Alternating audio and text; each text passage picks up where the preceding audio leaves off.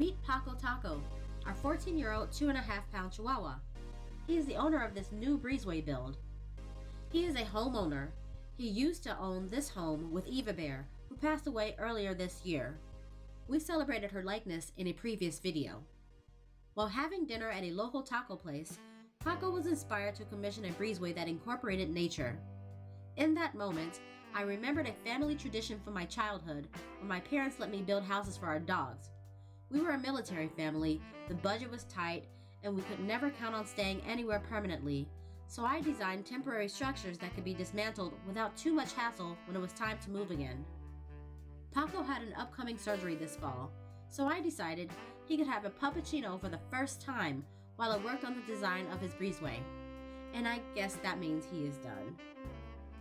Paco had a long recovery while I worked on his new build. I will play some clips of him while I talk through this process, and he might even pop by to give some feedback. After measuring, I had to prep the site around his dog door. So I went ahead and I power washed the turf. It needed a cleaning anyway. And then after the ground was wet enough, I started to dig into that hard Arizona soil. Next up, I need to compile all the materials. So right here, I just have some plexiglass, which will be used for the sides and the roof.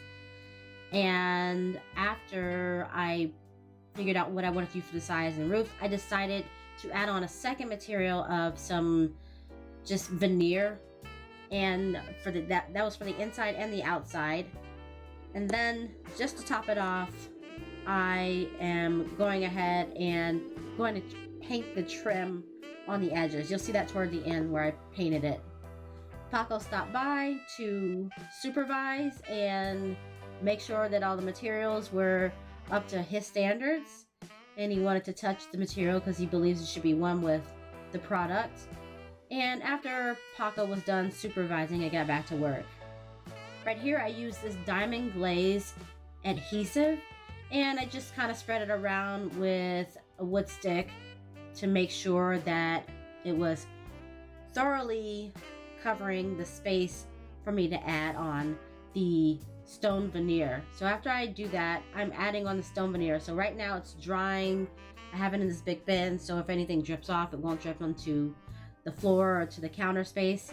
And then for the inside of his walls, pretty much the area he will see when he goes out into the breezeway, I'm using this peel and stick tiling. It's usually like backsplash that people use for their kitchen, but I decided it was appropriate to use for the inside of the structure. Here's a little clip of Paco during his rehab. Pretty much he got afraid of stairs. He lost a lot of weight and he was already tiny. He was afraid to get upstairs, so I decided I should put in some different stairs.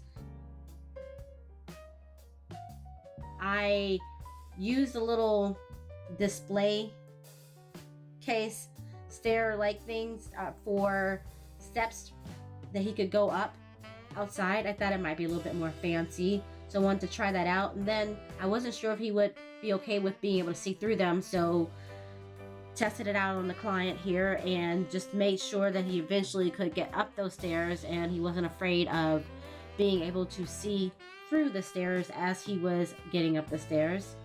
And then once I decided, okay, that's good to go, I moved forward with adding materials to the site. So first I dug it out and leveled everything one layer at a time, and then I added on the stairs to the location. So that part went pretty well.